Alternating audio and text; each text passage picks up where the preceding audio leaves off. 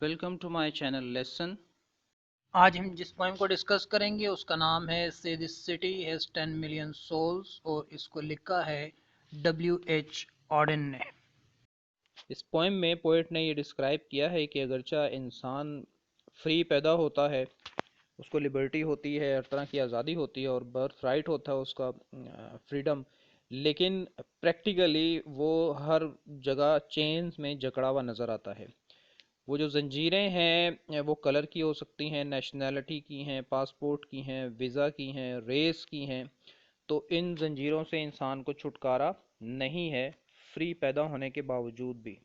Explicitly یہ poem German Jews کے point of view سے لکھی گئی ہے، جو اس وقت ہٹلر کے خوف سے وہاں سے نکلے تھے اور ان کو پوری دنیا میں کہیں بھی رہنے کو ٹھکانہ نہیں مل رہا تھا، لیکن امپلیسٹلی یا انڈر دا لائنز یہ کسی بھی جگہ کے امیگرینٹس کی سچویشن کو بہت اچھے طریقے سے ڈسکرائب کر رہی ہے کہ ان کو سیٹل ہونے کے لیے کن کن مشکلات کا سامنا کرنا پڑتا ہے، کیونکہ ہر جگہ کے اپنے لاز ہوتے ہیں، رولز ریگولیشنز ہوتے ہیں، تو انسان کو وہاں پہ ایڈجسٹ کرنے کے لیے بہت ہی زیادہ پرابلمس پیش آتی ہیں، اسپیشلی ان لوگوں کے لیے جو ایک ملک سے دوسرے ملک جاتے ہیں کسی بھی وجہ سے۔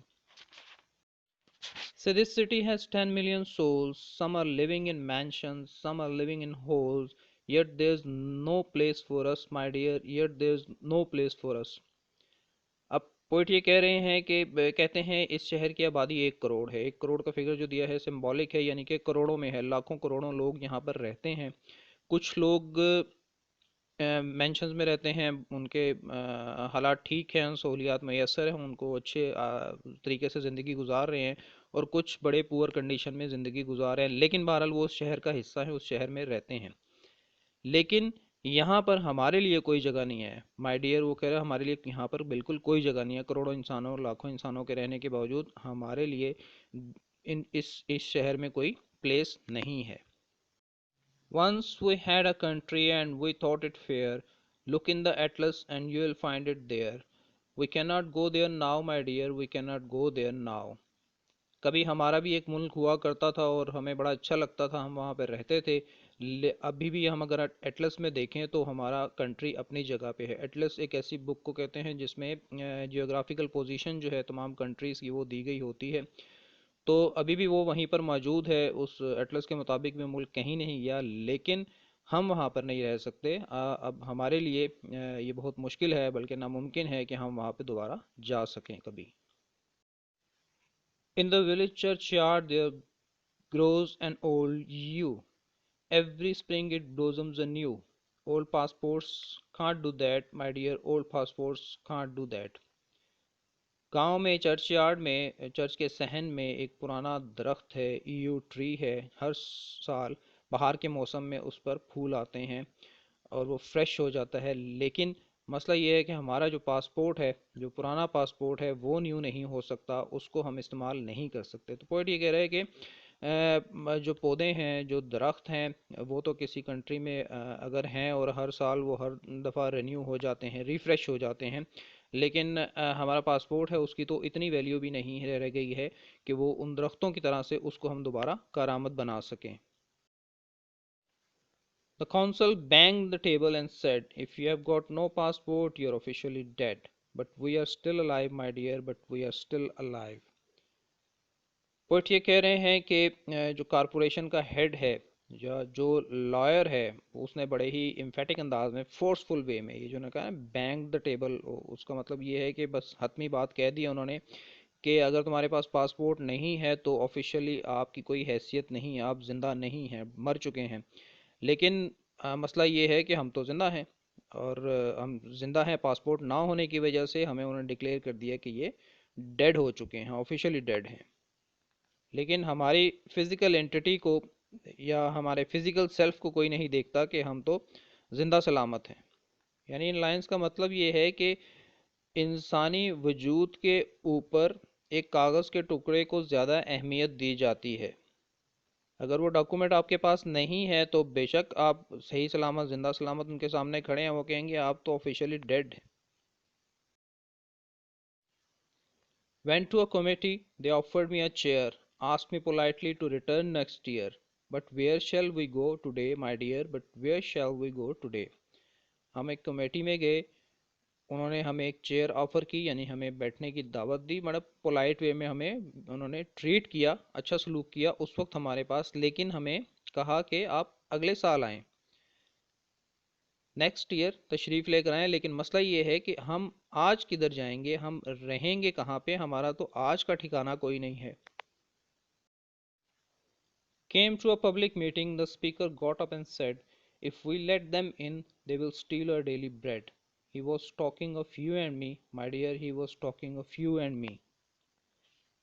ایک اجلاس ہو رہا تھا کہیں، یہ امیگرینٹس وہاں پر بھی گئے، اور وہاں پر جو پولیٹیکل لیڈر تھا، جو بھی اسپیکر تھا، اس نے کھڑے ہو کر کہا کہ اگر ہم نے ان لوگوں کو اندر آنے کی اجازت دے دی، اپنے ملک میں سیٹل کر دیا، تو یہ ہمارے روزی روٹی پہ نہ لات مار دیں کہیں۔ تو پوئٹ یہ کہہ رہا ہے کہ وہ امیگرینٹ کے پوائنٹ آف ویو سے، کہ وہ جو پولیٹیکل لیڈر تھا یا وہ جو بھی شخص اسپیکر تھا، وہ ہمارے اور تمہارے بارے میں بات کر رہا تھا، یعنی امیگرینٹس کے بارے میں بات کر رہا تھا۔ اتنا چھوٹا دل تھا ان کا کہ وہ سمجھتے تھے اگر ہم کسی کو باہر سے آنے والے کو ویلکم کریں گے تو ہمارے اپنے لیے مسائل پیدا ہو جائیں گے۔ Thought I heard the thunder rumbling in the sky. It was Hitler over Europe saying they must die. We were in his mind, my dear, we were in his mind. Germany ان کا اوریجنل کنٹری تھا، وہاں پہ وہ settle تھے، وہاں سے یہ نکلے یا وہاں سے وہ نکالے گئے تھے، تو اس لیے وہ پوئٹ کہہ رہے کہ ایسا لگ رہا تھا کہ بجلی کڑکی ہے جیسے، لیکن اصل میں بجلی کڑک نہیں رہی تھی، وہ گرجدار آواز جو ہے وہ ہٹلر کی تھی، جو یہ کہہ رہا تھا کہ ان لوگوں کو زندہ رہنے کا کوئی حق نہیں ہے۔ تو ہم ابھی بھی اس کے مائنڈ میں ہیں، اور وہ ہمیں ہنٹ کر رہا ہے جیسے، اور اس نے یہ تہیہ کیا ہوا ہے کہ وہ ہمیں ختم کر کے ہی دم لے گا، تو اس لیے ہم اپنے ہوم لینڈ میں بھی واپس نہیں جا سکتے۔ Saw a poodle in a jacket fastened with a pin. Saw a door opened and a cat let in. But they were not German Jews, my dear. But they were not German Jews. اب یہ بہت ہی ایک extreme level پہ جا کے بات ہے، جو یعنی جانوروں کو بھی ایسی سہولیات میسر ہیں کہ ہم انسانوں کو یہ میسر نہیں۔ وہ کہہ رہے ہیں ایک کتا جو ہے، میں نے دیکھا اس نے وہ جیکٹ پہنی ہوئی ہے ایک پن کے ساتھ، تو وہ جیکٹ اس کو پہنائی گئی ہے اس کی مدد سے، وہ آزادی سے گھوم رہا ہے، پھر دروازہ کھل کے بلی جو ہے بڑے آرام سے تمطراق کے ساتھ اندر گھس آتی ہے، لیکن کیونکہ وہ جرمن جیوز نہیں ہیں اس لیے ان کو کوئی پوچھنے والا نہیں ہے، یا ان کو کوئی پوچھتا نہیں ہے، اور ان کو کوئی ڈر نہیں ہے۔ مطلب ایون یہ کہ جانوروں کو بھی وہ رائٹس حاصل ہیں جو انسانوں کو حاصل نہیں ہیں۔ Went down the harbor and stood upon the quay, saw the fish swimming as if they were free. Only 10 feet away, my dear, only 10 feet away.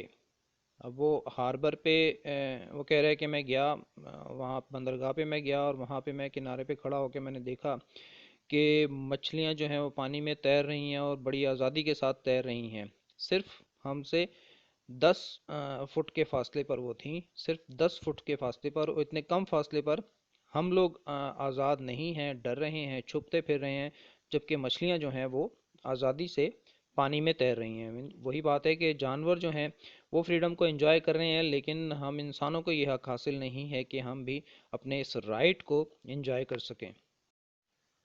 Walked through a wood, saw the birds in the trees, they had no politicians and sang at their ease. They were not the human race, my dear, they were not the human race. جنگل کی طرف میں گیا، وہاں پہ میں نے birds کو دیکھا درختوں پہ بیٹھے ہوئے، وہ بڑی آزادی سے بیٹھے تھے، ان میں پولیٹیشین کوئی نہیں تھے، ان کے اندر سیاستدان کوئی نہیں تھے، اس لیے وہ اپنی مرضی سے گا رہے تھے، اپنی سہولت سے گا رہے تھے، یعنی ان کو آزادی حاصل تھی اس لیے چونکہ ان کے اندر پولیٹیشنز نہیں ہیں۔ تو پولیٹیشنز جو ہیں وہ سیاستدان ہماری آزادیاں سلب کر لیتے ہیں، اور پرندوں کو آزادی یہ حاصل ہے چونکہ ان کے اندر پولیٹیشنز نہیں ہیں، اور کیوں؟ اس لیے کہ وہ انسانی نسل سے تعلق نہیں رکھتے۔ بات وہی ہے کہ وہ انسانوں کو یہ موقع نہیں دیا جاتا کہ وہ اپنے فزیکل بینگ کی وجہ سے کہیں پر جا سکیں، سیٹل ہو سکیں، ان کو ڈاکومنٹیشن پر ان کی وہ زیادہ زور دیا جاتا ہے، جب تک وہ کمپلیٹ نہیں ہوتی ان کو حقارت کی نظر سے دیکھا جاتا ہے اور ان کو کہیں بھی سیٹل ہونے کا چانس نہیں دیا جاتا۔ Dreamed I saw a building with 1,000 floors, 1,000 windows and 1,000 doors. Not one of them was ours, my dear, not one of them was ours. अब ऐसी हालत हो गई है कि ख्वाब में भी एक बिल्डिंग देखी जिसके हज़ारों फ्लोर थे और हज़ारों उसके अंदर खिड़कियां थी और हज़ारों दरवाजे थे, यानी उसके अंदर बेतहाशा घर थे, लेकिन बदकिस्मती थे उनमें से कोई एक भी हमारा अपना नहीं था। मतलब इस हालत तक पहुंच चुके हैं कि ख्वाब में भी जहाँ पे इंसान फ्री होता है और वो जो कुछ भी चाहे उसको नज़र आ सकता है, या वो एक इन अ सेंस के ख्वाब की नेचर ऐसी होती है कि उसमें इन जो चेंज हैं इंसान को उनसे आज़ाद होके वो घूमता फिरता है और रहता है, लेकिन ये बता रहे हैं कि हमारी हालत तो ऐसी हो चुकी है कि हमें ख्वाब में भी कोई ऐसा घर नज़र नहीं आता जिसको हम अपना कह सकें, कोई ऐसी अपनी जगह दिखाई नहीं देती। Stood on a great plain in the falling snow. 10,000 soldiers marched to and fro, looking for you and me, my dear, looking for you and me. अब मैं एक बड़े ग्रेट प्लेन में, एक बड़े बहुत वसी और इस मैदान में खड़ा था जबकि स्नो फॉल हो रही थी, बर्फ़ गिर रही थी और हज़ारों सोल्जर मार्च कर रहे थे, इधर उधर आ जा रहे थे। उनके आने जाने का मकसद ये था कि वो हमें तलाश कर रहे थे, इमिग्रेंट्स को तलाश कर रहे थे ताकि उनको देख के वो पकड़ सकें। तो अब पुलिस भी उनके पीछे लगी हुई है और वो भी किसी तरह से उनको चाह रही है कि उनको पकड़ ले। यानी ये कुछ लोग हैं जिनके मुकाबले में एक तरह से समझ लें कि पूरी दुनिया है उनके अगेंस्ट और वो कहीं पे उनको जाए पनाह उनके लिए नहीं है। इस पोएम में पोएट ने ये बताया है कि किस तरह से एक इंसान दूसरे इंसान के साथ बुरा सलूक कर रहा है, बहुत ही मामूली बातों की वजह से। ऐसी बातें जिनकी बुनियाद को इतनी ज़्यादा गहरी नहीं होती, उनकी बेस पे एक इंसान दूसरे इंसान से नफ़रत करता है। यानी आप कह लें कि सियासत की वजह से और रिलीजन की वजह से और दूसरे जो इसी तरह से नॉमिनल डिफरेंसेस हैं उनकी वजह से एक इंसान दूसरे इंसान को हेट करता है और वो उसको अपने साथ जगह नहीं देता। पोएम की टोन अगरचे लाइट है और बड़े लाइट वे में पोइट ने अपनी बात कही है, लेकिन बड़े ये सेट्रिकल है इसकी टोन। एक सेटायर है ह्यूमन सोसाइटी के ऊपर, ह्यूमन बीइंग्स के ऊपर, कि वो किस तरह से एक दूसरे के साथ ये बुरा सलूक करते हैं। और इवन के हम देखते हैं कि वो पोइट एक इंतहाई एक्सट्रीम पे चला जाता है जब वो ये कहता है कि इवन जानवरों को भी फ्रीडम का राइट हासिल है, जबकि ह्यूमन बीइंग्स जो हैं वो उनको ये राइट मैसर नहीं है। एक ह्यूमैनिटेरियन सब्जेक्ट है, यानी ऐसा ऐसा मैटर है इसके अंदर के जो इंसान की फ़लाह के हवाले से हो सकता है अगर बात को अदरवाइज़ लिया जाए, यानी इंसान को ज़्यादा अहमियत दी जाए, इंसान को फोकियत दी जाए कागज़ के टुकड़ों के ऊपर, instead of looking for identification in the form of ID cards और पासपोर्ट्स। अगर हम बहैसियत इंसान उसको इज़्ज़त दें और पहले उसको एक इंसान समझते हुए अपने दरमियान जगह दें और उन लोगों की हेल्प करें जिनको ज़रूरत है हमारी हेल्प की, तो पोइट ने यही बात करने की कोशिश की है कि इंसानी हमदर्दी की बुनियाद पर एक दूसरे से अच्छा सलूक किया जाए, अच्छा बर्ताव किया जाए। पोएम में उन लोगों की प्रॉब्लम्स का जिक्र किया गया है जो कि जर्मनी से डिस्प्लेस हो गए थे, निकाल दिए गए थे, या हिटलर की वजह से वहाँ से वो निकल कर आ गए थे। लेकिन इम्प्लिसिटली ये एक एलर्जी है उन तमाम लोगों की जो इस तरह के हालात का शिकार होते हैं और वो इमिग्रेंट हैं। मिसाल के तौर पे रीसेंट हिस्ट्री में हम देखते हैं कि म्यांमार के लोगों की जो कंडीशन हुई थी जब वो मैसिव लेवल पे उनको अपने मुल्क से निकलना पड़ा, तो कोई भी और मुल्क उनको रिफ्यूज देने के लिए तैयार नहीं था। And same happened with the Syrian refugees के उनकी भी हालत ऐसी थी कि वो खाना जंगी की वजह से अपने मुल्क से निकले, तो कोई भी मुल्क उनको अपने पास रखने को तैयार नहीं था। कुछ मुल्कों ने कोऑपरेट किया, उनको रखा, लेकिन मेजॉरिटी का स्टांस यही था जो इस पोएम में पोएट ने बताया है कि इन लोगों के आने से शायद उनकी कोई मईशत पे फ़र्क पड़ेगा या उनकी जो ज़राए हैं वो ये लोग यूटिलाइज़ करना शुरू कर देंगे, तो उनके अपने लोगों को मुश्किलात होंगी। उन बेचारों की तो हालत ये थी कि वो बहुत से लोगों की इस वजह से डेथ भी हो गई और बड़ी ही अफसोसनाक सूरत हाल का उनको सामना करना पड़ा। तो ये पोएम ऐसे ही लोगों की कंडीशन को बहुत अच्छे तरीके से डिस्क्राइब करती है। पोएम एक ड्रामेटिक डायलॉग की सूरत में है जिसमें कैरेक्टर اپنی کنڈیشن کو ڈسکرائب کر رہا ہے، اپنی کریکٹرسٹکس کو اور اپنی صورتحال کو بیان کر رہا ہے، ان کو جو پرابلمز درپیش ہیں ان کا وہ ذکر کر رہا ہے ریڈرز کے سامنے، آڈینس کے سامنے، اور وہ ان کو بتا رہا ہے کہ کس کس طرح سے کیا کیا مسئلے مسائل ان کو درپیش ہیں۔ امید ہے آپ کو ڈبلیو ایچ آرڈن کی لکھی ہوئی پوئم سے دس سٹی ہیز 10 ملین سولز اچھی طرح سمجھ آ گئی ہوگی۔ اگر پھر بھی کوئی آپ کو ڈیفیکلٹی ہے، کوئی چیز سمجھ نہیں آ رہی، تو آپ کمنٹس میں اپنے کویسچن پوچھ سکتے ہیں۔ اس کے ساتھ ہی میں آپ سے اجازت چاہوں گا، لیکن جانے سے پہلے میں آپ سے ریکویسٹ کروں گا کہ میرے اس چینل لیسن کو ضرور سبسکرائب کیجئے، اس کو لائک کریں اور اس کو آگے شیئر بھی کریں۔ Thank you for watching.